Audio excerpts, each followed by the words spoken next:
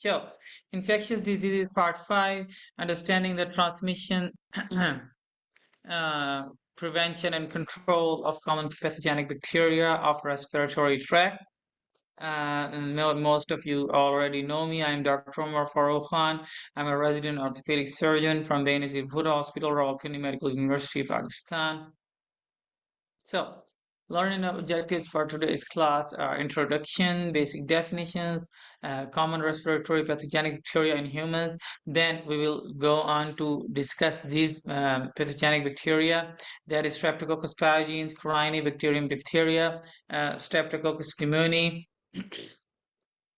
Staphylococcus aureus, Mycoplasma pneumoniae, Klebsiella, Bordetella, Legionella, Haemophilus influenza, Moraxella.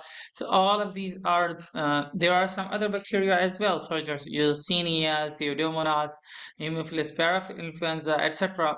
But we can discuss all of the bacteria in a single class. So I have selected most common ones, which cause upper respiratory tract infections or lower respiratory tract infections. So these are the most common bacteria, which are responsible for majority of the infections caused in human beings in all around the world. They may differ from region to region, but they are present globally. So, introduction. Bacteria are microscopic single cell organisms that can live inside or outside a body. Different bacteria play a vital role in human health. They live on our skin and in our bodies, playing our role, for example, in digesting food. However, some bacteria can also cause infectious diseases. The upper respiratory tract may become susceptible to bacterial infection as a result of health conditions such as allergies and viral infections, as well as the effects of smoking and airborne environmental pollutants. So, smokers are more prone to develop cough or bacterial infections because their immune system is weakened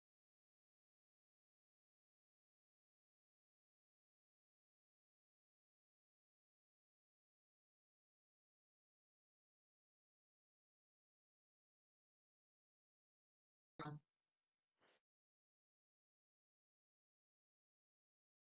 It seems we lost the presenter. Let's wait for him to come back. He seems to be having connection problems.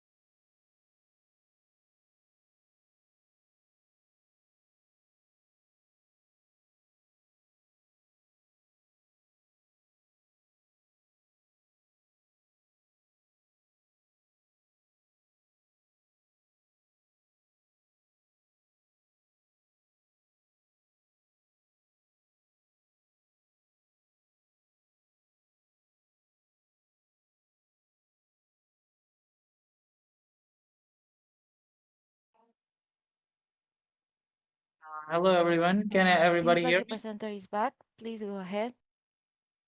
Okay. I think there was some kind of interruption in our connection.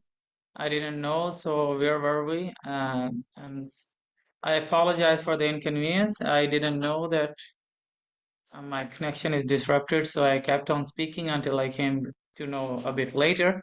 So, if a person is allergic or a person is having any kind of viral infection, as well as if a person is a smoker or he's having any kind of environmental pollutants in or if there are any kind of environmental pollutants in the air, then those people get more infected with bacterial infections than those who are living in a very healthy environment, who do not smoke, who are not having any kind of viral infections, etc. So one of the most common ones in upper and lower respiratory tract infection bacteria are Streptococcus pneumoniae, Haemophilus influenza, Staphylococcus aureus, Moraxella catarrhalis, and Streptococcus pyogenes. So these are the most common ones, but there are others as well, which are less common than these bacteria, but they are also quite common, especially in hospital settings.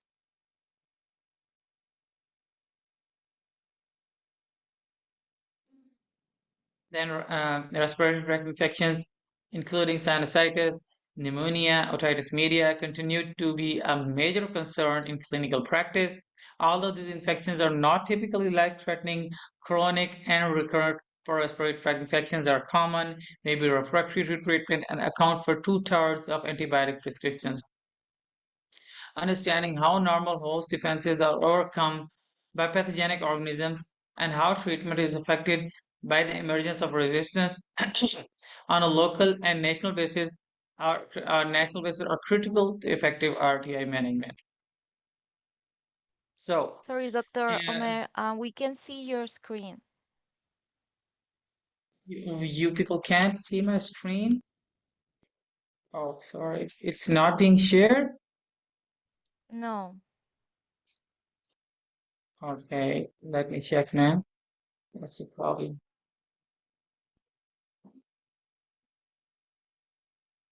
Wait,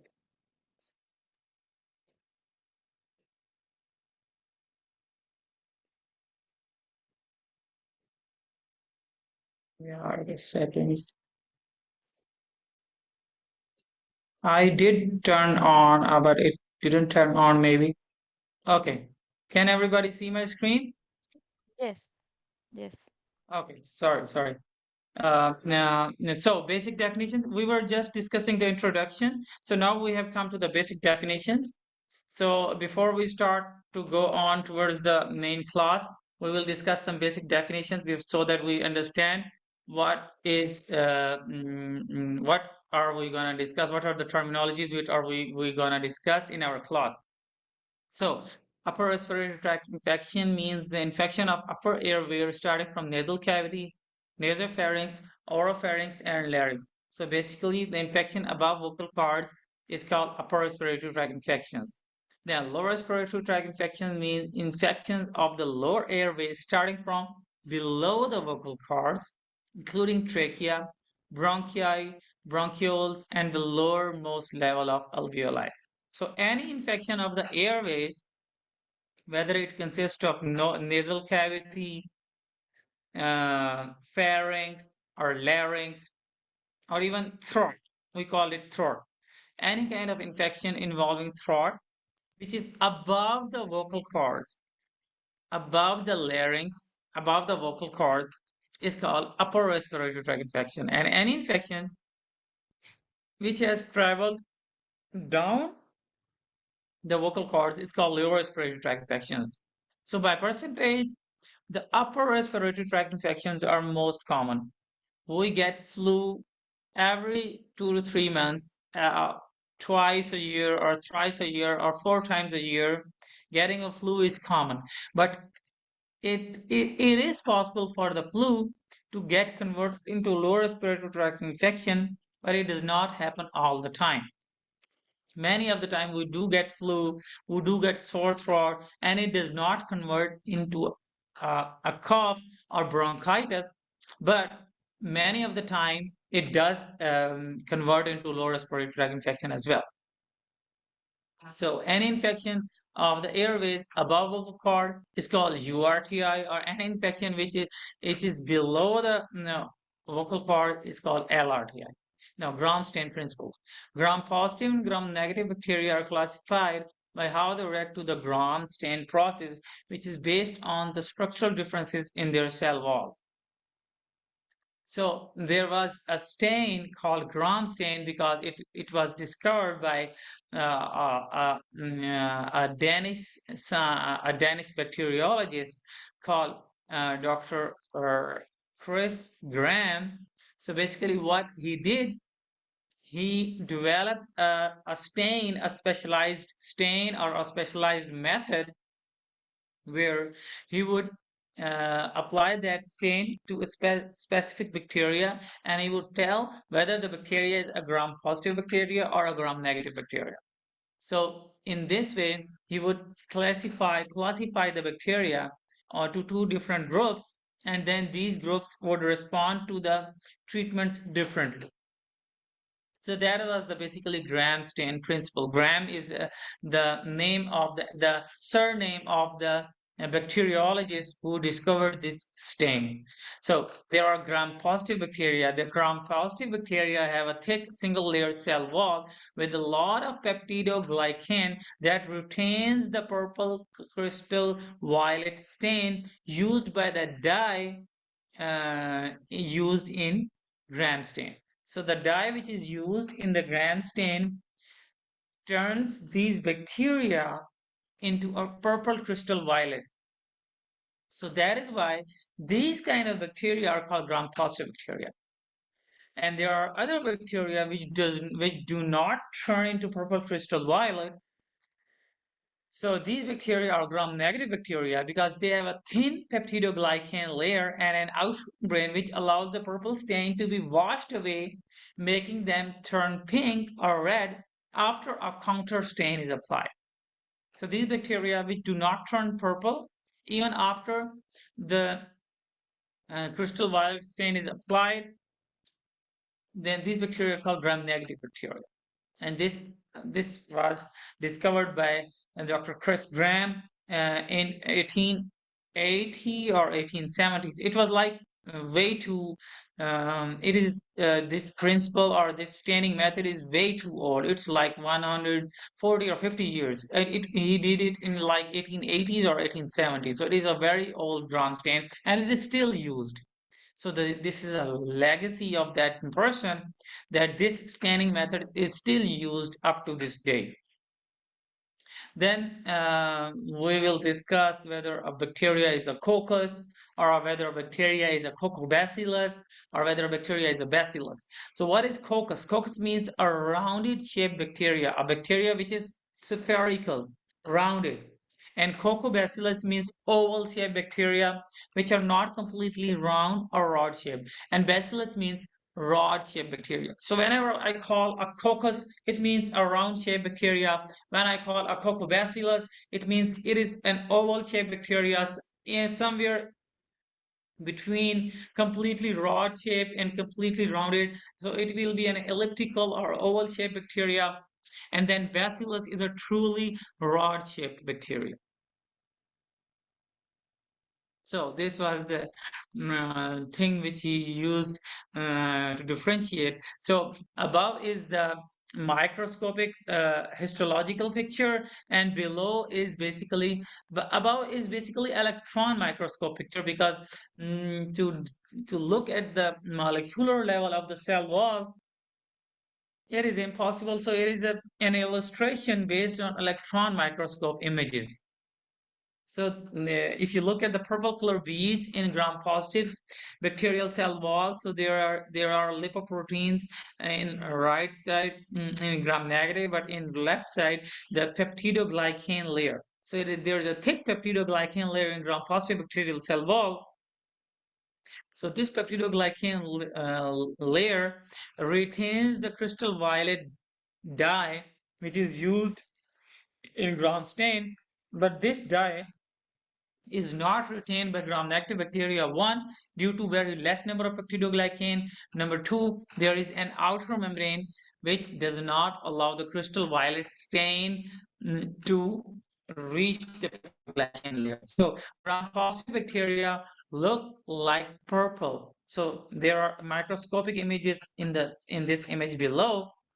So on the left is gram-positive bacteria shown under 100x or 400x microscope image, and on the right side are the gram-negative bacteria which are showing pink color, and on the left side are gram-positive bacteria which are showing purple color. So understanding the common respiratory bacterial infection. So I hope everyone is has gotten the basic principle behind what we are going to discuss. So if we didn't know the basic definitions, it would have been very difficult to understand what I am going to teach in the uh, upcoming class. So understanding the common respiratory bacterial infections, in this section, we will discuss all the brief clinical details regarding the basic understanding of respiratory infections caused by bacteria. So these are the one of the or a few of the common pathogenic bacteria in our upper respiratory tract. So there are many commensal bacteria, many normally inhabiting bacteria in our upper respiratory tracts, such as such as many kinds of anaerobes, such as Streptococcus species, etc. So they do not cause infections, but sometimes there are some strains which become pathogenic for us, and the most common pathogenic strains are discussed in these tables. So one is Staphylococcus aureus, and Staphylococcus aureus is basically grape-like gram-positive cocci. It is written in its name. It is a coccus. Coccus means round-shaped bacteria. So it causes too many infections in our body. It invades any part of our body if it gets the chance. It can invade our soft tissues, it can invade our throat, it can invade our lungs, it can invade our muscles, so it can invade any part of our body if it gets the chance. And it is stratified into methicillin sensitive staph aureus and methicillin resistant staph aureus. So previously the staph aureus was easily killed with penicillin usage, but due to overusage of penicillin, there are many strains in the world now which do not, which are very hard to kill with routine penicillin usage, and they are called methicillin resistant staph aureus, or we call it a MRSA. So these are very resistant and very hardy bacteria, and they cause too many infections, and they also cause respiratory infections as well. And if the host is immunocompromised, the staph aureus causes life-threatening pneumonia as well. Then there is Streptococcus pneumoniae. The Streptococcus pneumoniae is basically also a coccus, also a round-shaped bacteria, but it is not present in clusters.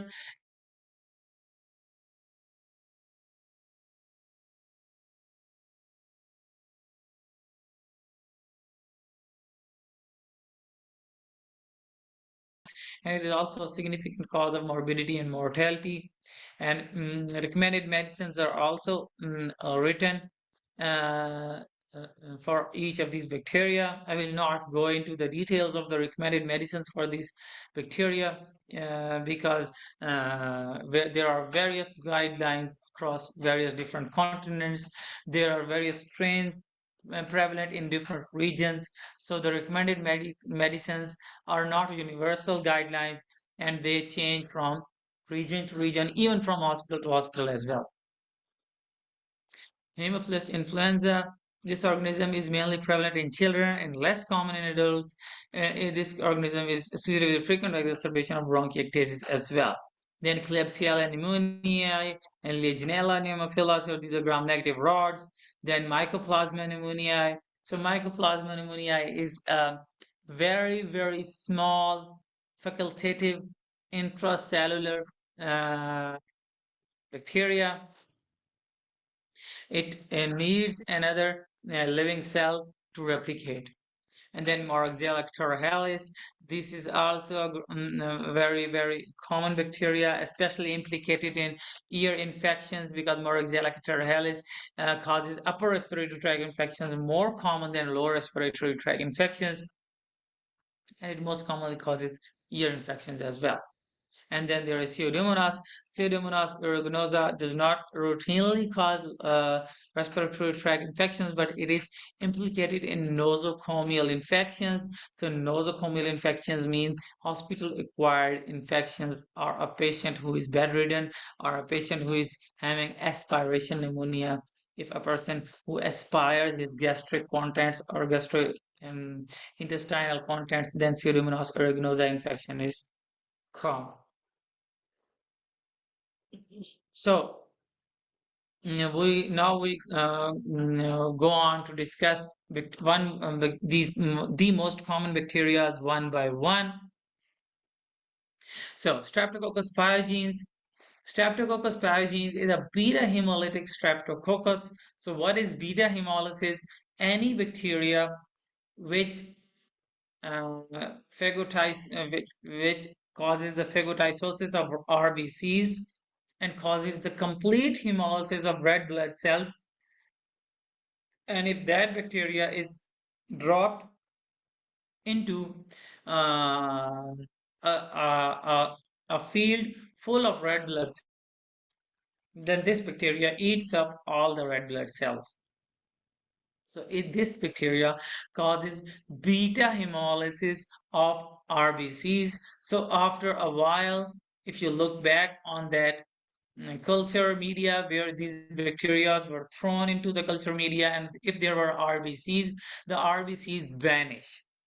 So that is why they call they cause complete destruction of the red blood cells if they are grown in any culture media where red blood cells are present. So that is called beta hemolysis. There is another term called alpha hemolysis as well. Alpha hemolysis means incomplete destruction of red blood cells. So bacteria damage the red blood cells, but they do not destroy the red blood cells entirely. But in beta hemolysis, the red blood cells are destroyed completely. So Streptococcus pyogenes is a group A beta hemolytic streptococcus. I cannot go into the classification of streptococcus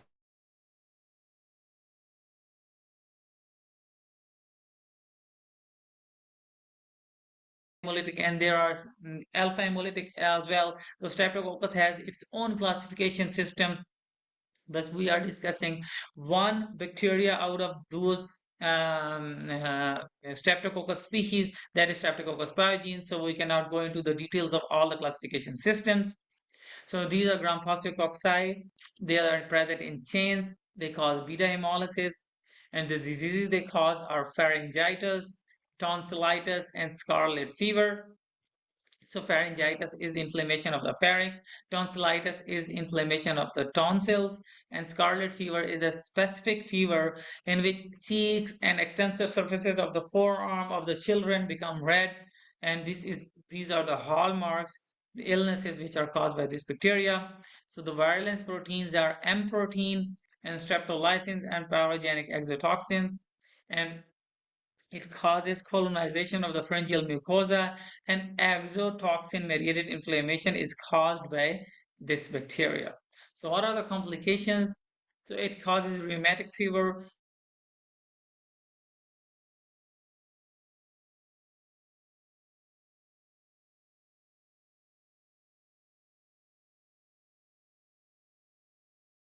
body gets infected by this bacteria, and then there is an immune response generated by our body.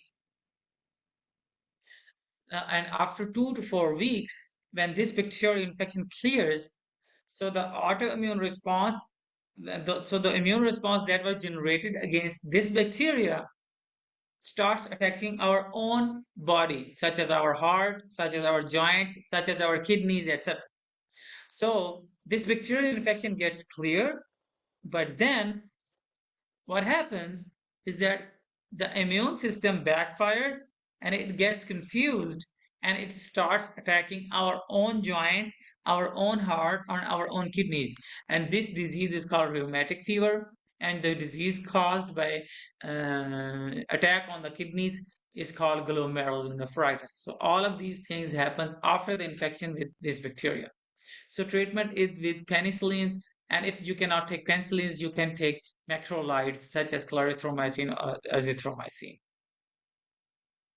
Then, then Corynebacterium diphtheria. So Corynebacterium diphtheria is also gram-positive, club-shaped rod. It is non-motile, and it looks on the microscope as a Chinese letter arrangement or a club shape. So its transmission is through droplet infections. So whenever you cough, just like you cough up viruses, you also cough up this bacteria as well. Pathogenesis is through diphtheria toxin. It causes necrosis of epithelium, and when necrosis of epithelium occurs, then there is a pseudomembrane formation, and this pseudomembrane is easily visible. If you ask the kid to open their mouth and show their throat to you, they will easily see that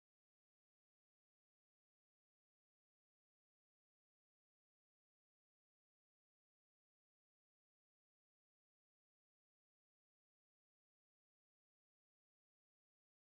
formation and the corners of the neck are swollen in a child who is suffering from diphtheria. So if you look at their neck, it is swollen just like the throat is swollen from inside, the neck is swollen. So that is why this disease is called bull neck disease. And diagnosis is culture on loafer or telluride media. So you take a swab test and you send that swab for culture, and they grow this bacteria from on a telluride media, and this bacteria starts to replicate on that culture medium. And treatment is via diphtheria antitoxin and erythromycin or penicillins, etc. Then Streptococcus pneumoniae. So this is another species of Streptococcus family, and this is alpha hemolytic bacteria. Alpha hemolysis means incomplete destructions of red blood cells. If left this bacteria in a culture where red blood cells are present, then these bacteria causes incomplete destruction of red blood cells, thus named as alpha hemolysis of RBCs. So gram-positive lancet shape diplococci. So this is also a gram-positive bacteria. As shown in the image, it is a purple shape bacteria present in chains, and it is a coccus. Coccus means round bacteria. A reservoir is human nasopharynx. And so it is present in our nasopharynx in routine, and it does not cause infection in otherwise healthy individual. But if we become immunocompromised, or if we are having any kind of viral infection, then this bacteria starts causing uh, infection in the lower respiratory tract. So what is the pathogenesis? Its capsule resists phagocytosis and it causes the alveolar invasion. So it attacks the alveoli. It attacks directly the alveoli and lung parenchyma, causes pneumonia. So clinically, it causes lobar pneumonia. Any lung lobe gets involved and it infects the entire lobe. There is respiratory sputum and pleuritic pain and fever when you get infected with this bacteria. So diagnosis is through gram staining, and urinary antigen test can also be done in case of streptococcus pneumonia infection suspicion. Treatment is with amoxicillin or ceftriaxone, and conjugate vaccine for prevention is present for streptococcus pneumonia. Staphylococcus aureus. So it is also gram-positive cocci. Gram-positive cocci means it is gram-positive in nature, and cocci means it is a round-shaped bacteria, and it is Staphylococcus. Staphylo means in clusters, in a grape like clusters. So if you look at this bacteria under microscope, you feel as if you are looking at golden grapes. So golden grapes clusters. If you look at the bacteria and under microscope, you feel like you're looking at the clusters of golden grapes. So the image shown in this slide is shown before mm, gram stain process. So there is no dye applied to this bacteria, and the bacteria is showing proper golden grapes clusters. So it is also beta hemolytic bacteria. It is catalase and coagulase positive as well. So catalase is an enzyme and coagulase is an enzyme, which means that it even destroys the clotted blood as well. Often follows influenza due to mucosal damage because it is an opportunistic bacteria. It resides in the nose of 30% of the population. So Staphylococcus aureus normally resides in the nasal cavity of the 30% of the world population, and it does not cause infection otherwise. But if you get any kind of viral infection, so the mucosa is damaged, so the normal mucosal protection pathways are damaged, and that friend, when it gets a chance to infect you, starts attacking you. It resides in your mucosa, it does not cause any kind of infection, but the moment it gets a chance, just like a scorpion, it bites you. So what happens? It often follows influenza or flu due to mucosal damage and starts damaging your mucosa and start causing bacterial superadded bacterial infections after a viral infection. So it also causes its pathogenesis through various toxins. So there is phantom, valentine, leukocidin, which causes necrotizing pneumonia. So it basically destroys the lung parenchyma. So when it causes an infection in the lungs, it just destroys the lung parenchyma. And necrotizing pneumonia means it causes necrosis of the lung parenchymal cells. So necrosis means death, immature death due to any kind of insult. Rapidly progressive pneumonia is hallmark of Staph aureus pneumonia.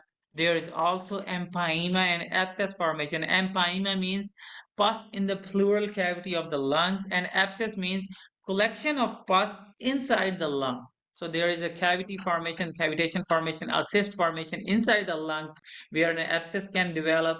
And empyema means pus collection into the peritoneal pleural cavities as well.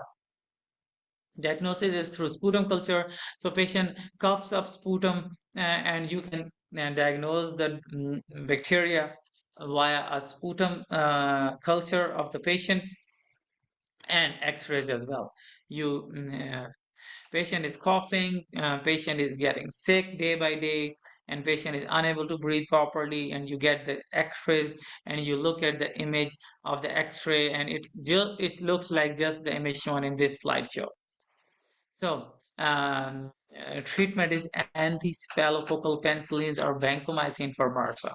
So you cannot just give away any kind of penicillin if you are suspecting infection with Staph aureus, but you have to give strong penicillins or vancomycin if you are suspecting a methicillin-resistant Staph aureus.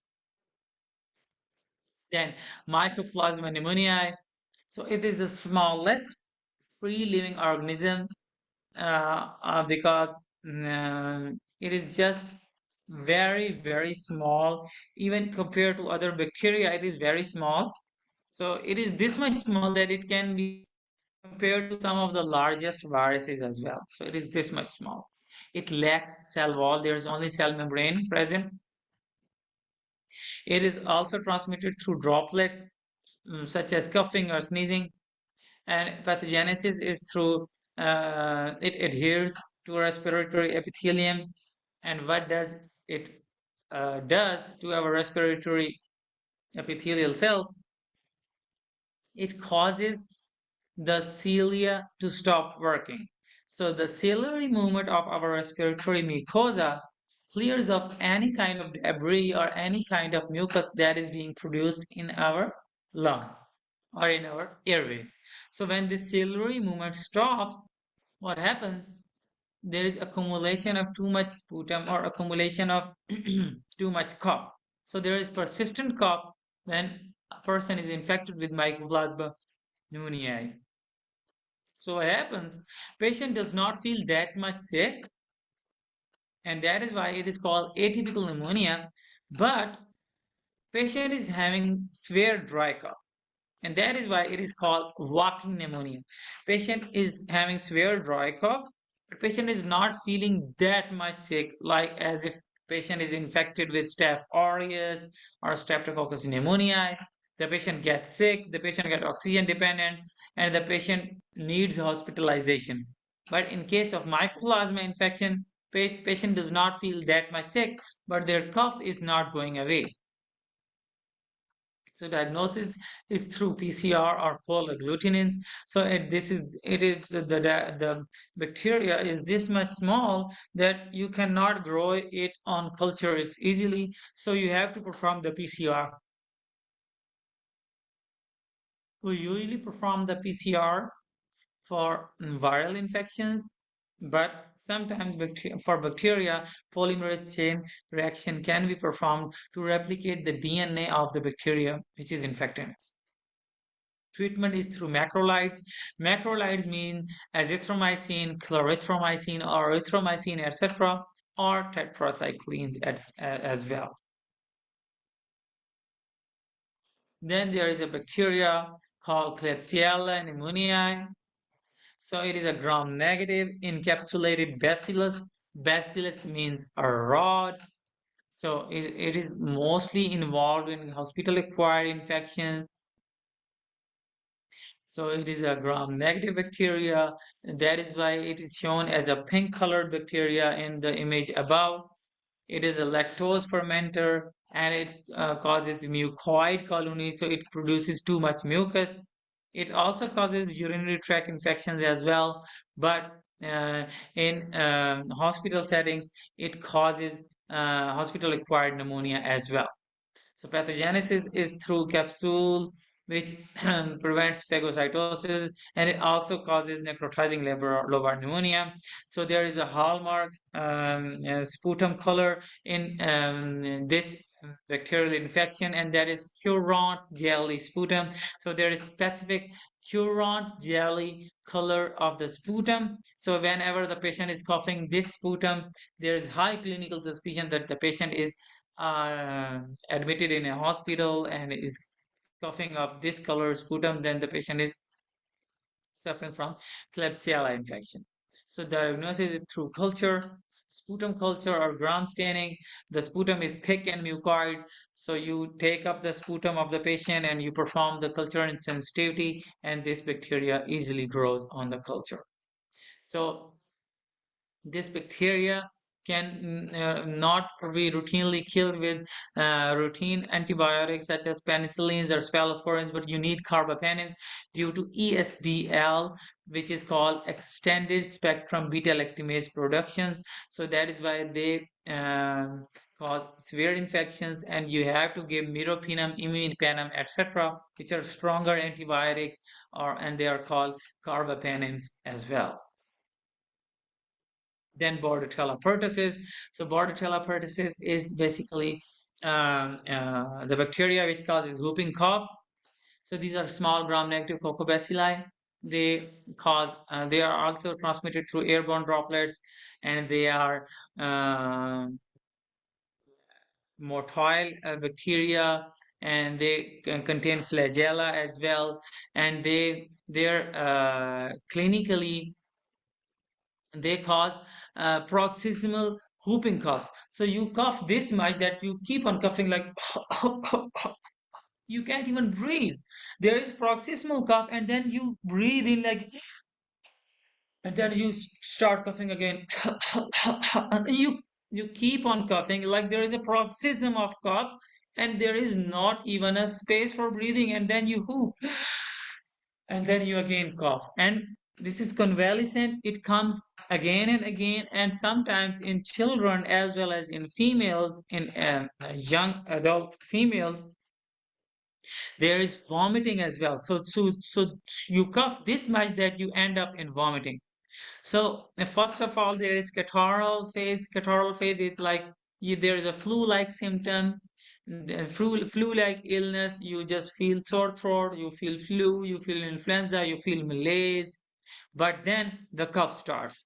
So the cough starts and it starts to get worsen, and does not mm, get okay with routine anti-cough medications. So, and the cough keeps on worsening and worsening, and there is cough persisting for 2 or more weeks, and there are fits of coughing. Like the cough, whenever there is a paroxysm of cough, you are coughing and coughing and coughing, and you're not even stopping. You are unable to breathe properly. Whatever you take, you even vomit out, but the cough is not stopping. So that is, and the cough is barking cough in children. It's just like the cough feels like as if there is a barking sound. So there it is also called barking cough. So you need to give macrolides such as azithromycins, etc. There is also vaccine present for whooping cough as well. So children are routinely vaccinated with that vaccine. Then there is Legionella, which causes Legionnaire's disease. It is also a gram-negative bacillus. Bacillus means a rod. So it is a gram-negative rod as shown in the above diagram, and in below diagram is shown the reservoir. So it is basically present in freshwater sources, in air conditioning units, in our water system, in our water reservoirs, etc. So it replicates in intracellularly. So whether it replicates in our macrophages, whether it replicates in amoeba, as amoeba is present in freshwater for sources. So it infects the amoeba and it creates a biofilm and it replicates in amoeba. And whenever we take shower with water that is infested with this bacteria because it colonizes the amoeba present in the water. So what happens? It causes pneumonia in us as well. So it is present in natural aquatic environments as well, rivers, lakes, etc. It can even invade diagnostic tools such as microbiological culture, urine antigen, etc. It can even be present in cooling towers, hot tubs, decorative fountains as well. So it can be present in anywhere, wherever freshwater sources or wherever amoeba is present. And when it enters our body, it then again enters our macrophages and starts to grow inside our macrophages. So macrophages basically eat up this bacteria, and instead of destroying this bacteria destroys the macrophages. So severe atypical pneumonia is present, and it also causes loss of sodium from our body, causing hyponatremia. Hyponatremia means lack of sodium in our blood. Diarrhea and confusion is also present. So diagnosis can be done by culture or urinary antigen tests can be performed if you are suspecting infection with Legionella pneumophila. So you need to give fluoroquinolones such as ciprofloxacin, levofloxacin, or macrolides, etc. So then there is a bacteria called Haemophilus influenza. This is also gram-negative rod. It causes infections, mostly upper respiratory tract infections in children. And one of the most important infection caused by Haemophilus influenza is epiglottitis, which is a life-threatening infection in children because it causes the blockade of upper respiratory tract if severe. So there is a thumb sign present on the lateral neck X-ray. So this neck X-ray, as shown in the arrow, this neck X-ray is showing inflammation of the epiglottis, and if this inflammation increases to such an extent that it blocks the pathway, the patient may die of a simple epiglottitis infection because of the lack of proper treatment. So this infection can be life-threatening if not properly treated or diagnosed. So that is why prompt diagnosis and treatment is necessary whenever you are suspecting this infection in children. In children, the airway is already narrow, so there is very little room for inflammation of the epiglottis. So if the epiglottis gets inflamed in children, there are more chances of respiratory blockade and death. Then there is a bacteria called Moraxella catarrhalis. This bacteria causes upper respiratory tract infections, but the most common irritating thing that this bacteria does is causing ear infections, which is called middle ear infection or otitis media. It also causes sinusitis or bronchitis in chronic smokers who are having COPD. COPD is basically chronic obstructive pulmonary disease of patients who have been smoking for 25 or 30 years. So this bacteria attacks those people, and this bacteria causes ear infections, sinus infections, and bronchitis, called as inflammation of the bronchioles in patients who are chronic smokers. It can also be diagnosed by a culture, and usually give amoxicillin clavulanic acid or augmentin to treat this infection. So prevention strategies are similar to that of virus for viral infections. So core prevention strategies are: you take immunization vaccines, you practice good hygienes, you take steps for clean air, your homes should not be airtight, your apartments should not be airtight, there should be a flow of fresh air in your apartments or in your homes, so there is no stagnant air. Your children should be properly immunized. There should be good hygienes like washing your hands regularly and cleaning commonly touched surfaces as well. When sick with respiratory illness, use precautions to prevent spread. Stay home and away from others, and seek healthcare promptly for treatment if you have risk factors for severe illness. Treatment may help lower your risk for severe illness. You can wear masks. You can perform physical distancing, because physical distancing is not just for COVID, but it is from for any bacteria or virus which can be spread through coughing or sneezing. So any bacteria or virus which spreads through droplets, you have to perform physical distancing. You have to wear masks so that you do not spread the infection to others. And you can you can get yourself checked up for specialized tests so that you know which kind of bacteria or virus you are dealing with. You may not be aware of the things that can make others more vulnerable. If you are unsure about the health condition or risk status of those around you, the most protective option is choosing to use these additional prevention strategies. And whenever you cough or sneeze, you cover your mouth and nose with a tissue and throw used tissue in the trash. If you do not have a tissue, cough or sneeze into your elbow, not your hands, because most of the times you shake hands with others, and when they touch their nose or their ears, eyes, they get infected with the virus that we transmitted through our hands to them. So learn and use proper hand washing techniques. Teach children the correct way to wash their hands. Clean frequently touched surfaces such as countertops, handrails, doorknobs regularly. Have a nice day. Thank you. So, any questions? We can allow a few minutes for questions since we are running out of time. So let's go with Ismail.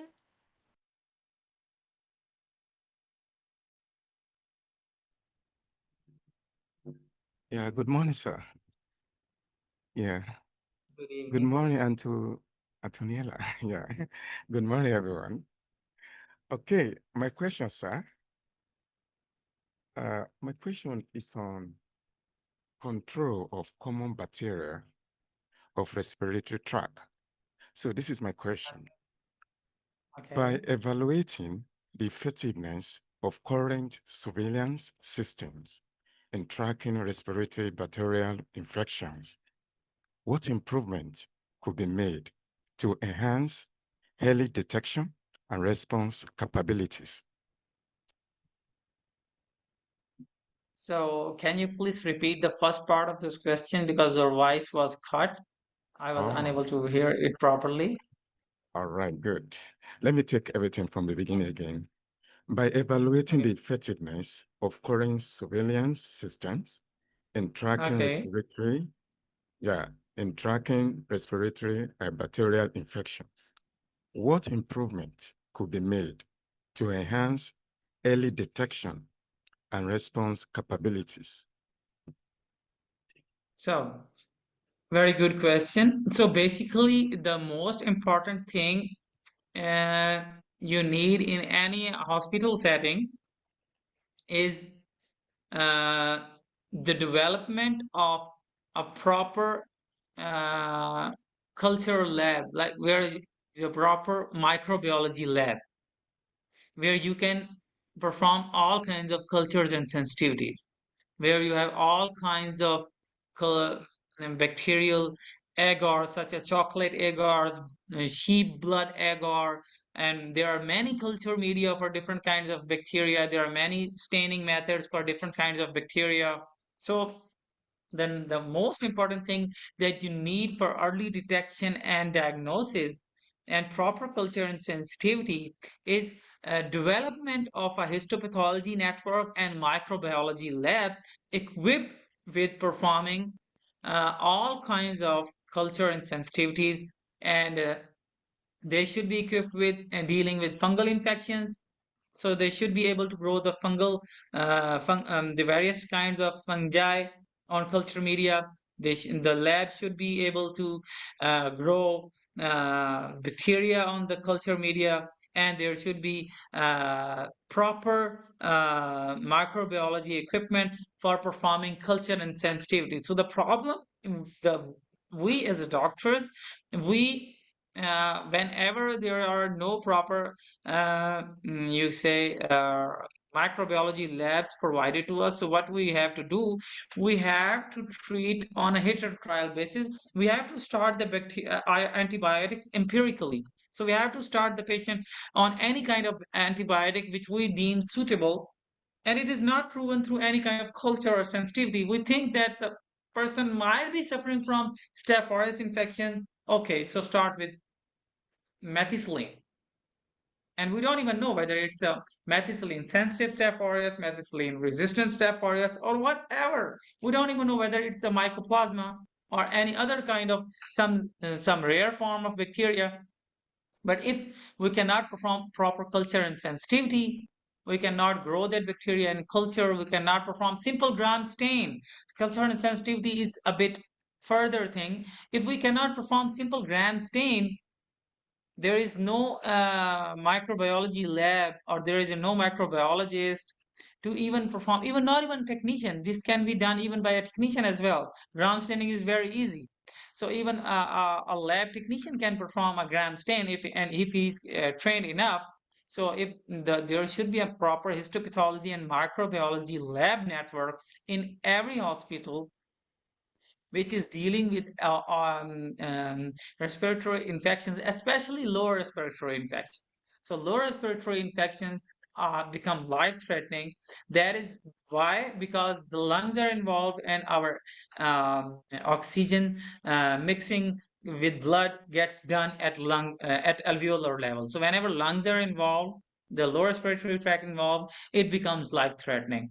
And so prompt diagnosis and then treatment is necessary. So proper lab network attached with the hospitals dealing with these kind of patients is very, very important in this surveillance system.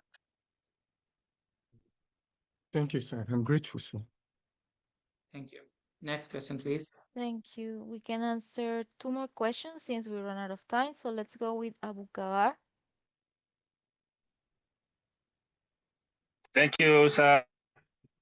Good afternoon to everyone. My questions today Go ahead. is my question today is what are the best practices controlling and treating respiratory tract infections caused by bacteria? Thank you. So we have already discussed the general prevention strategies, and these are the same prevention strategies which were discussed for preventing viral infections. So the one of the most important thing that is needed by us to understand is that eat healthy and live a healthy lifestyle. if you live in a cleaner air, if you live in cleaner environment, if you eat healthy, if you are overall healthy, there are very less chances that any kind of flu or influenza can be life threatening